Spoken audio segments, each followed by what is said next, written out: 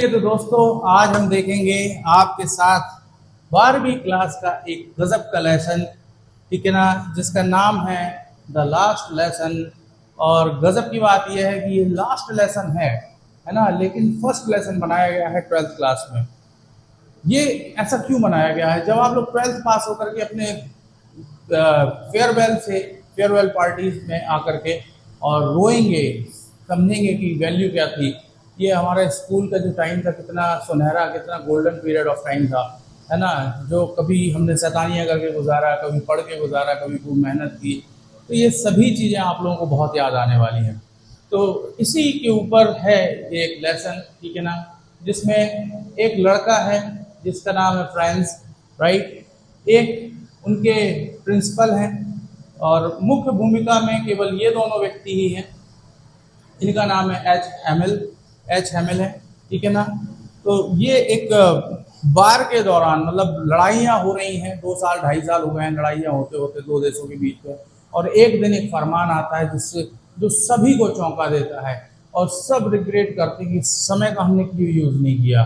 जैसे कि हो सकता है आप में बहुत सारे बच्चे ऐसे होंगे जो अभी शैतानियाँ कर रहे होंगे 12th में, लेकिन उनको पता नहीं होगा कि 12th के बाद हमें इतना बड़ा समंदर मिलने वाला है जिसमें हमें समझ में नहीं आएगा कि मैं ये लाइन पकड़ूं, ये लाइन पकड़ूं, कि कौन सी लाइन पकड़ूं।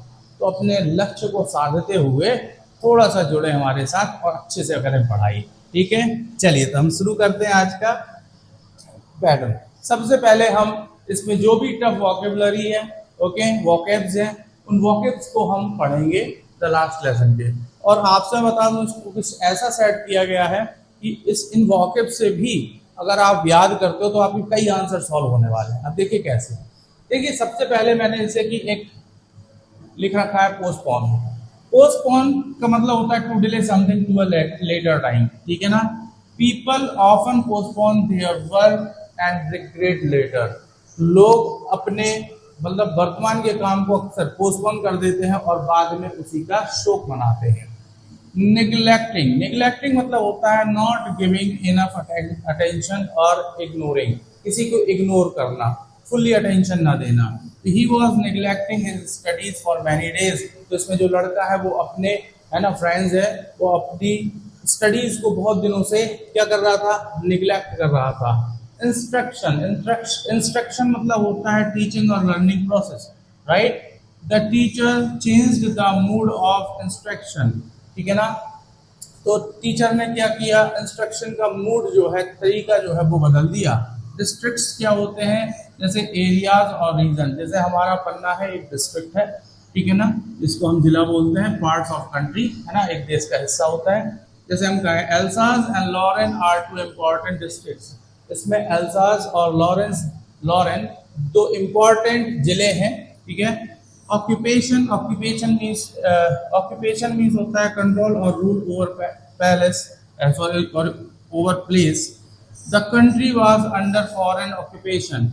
तो ऑक्यूपेशन का मतलब किसी का अधिकार कर लेना। तो द कंट्री वाज अंडर, तो ये जो कंट्री थी इनकी ये अंडर ऑक्यूपेशन आ गई थी, है ना, ये हार गए थे युद्ध क्योंकि। रिग्रेट ये बहुत प्यारी वर्ब है, to feel sorry for something. Regret मतलब पछतावा करना होता है। French regretted not learning French well, ठीक है ना। तो फ्रांस जो है, फ्रांस वो बहुत रिग्रेट कर रहा, पछतावा मना रहा है कि मैंने फ्रेंच लैंग्वेज को अच्छे से क्यों नहीं सीखा। बर्डन का मीनिंग होता है अ हैवी लोड और रिस्पॉन्सिबिलिटी। बर्डन मतलब बोझ।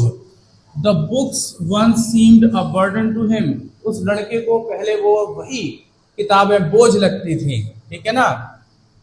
प्रीशियस मीन्स होता है very valuable and highly worthly, okay.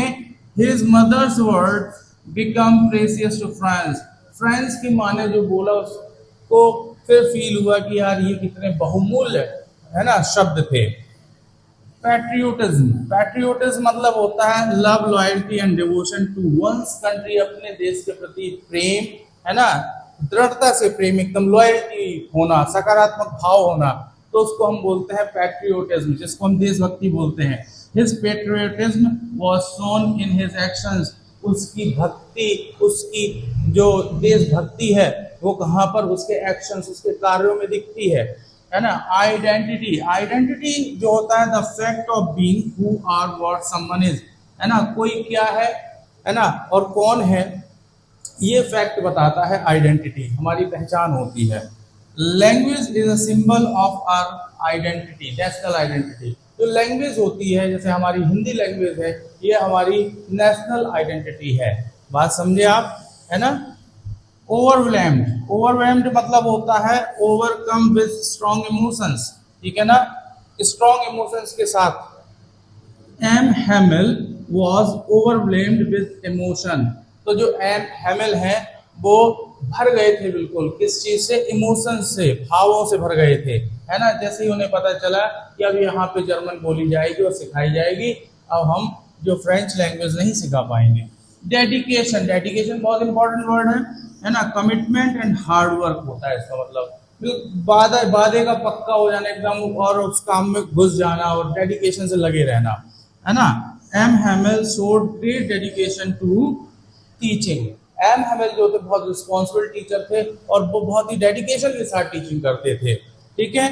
Freedom, freedom का मीनिंग होता है the power of act, speak और थिंक विदाउट हिंड्रेंस। हिंड्रेंस का मतलब होता है प्रॉब्लम्स, ठीक है ना, समस्याओं के बिना, किसी भी विरोध के बिना कोई भी चीज बोल पाना, कोई भी काम कर पाना और कोई भी चीज सोच पाना, है ना। इसको हम बोलते हैं फ्रीडम। फ्रीडम मतलब आजादी।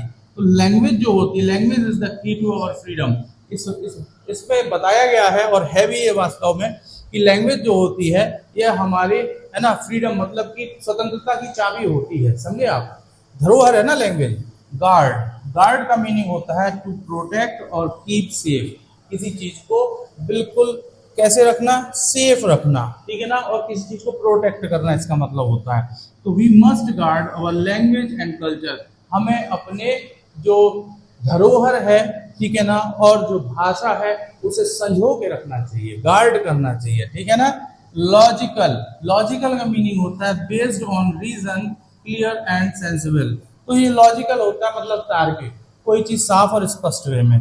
तो French is a clear and logical language, ठीक है ना। एम हैमिल का कहना था कि जो फ्रेंच लैंग्वेज है वो बहुत ही गजब क्लियर है और लॉजिकल है, तार्किक भाषा है, ठीक है।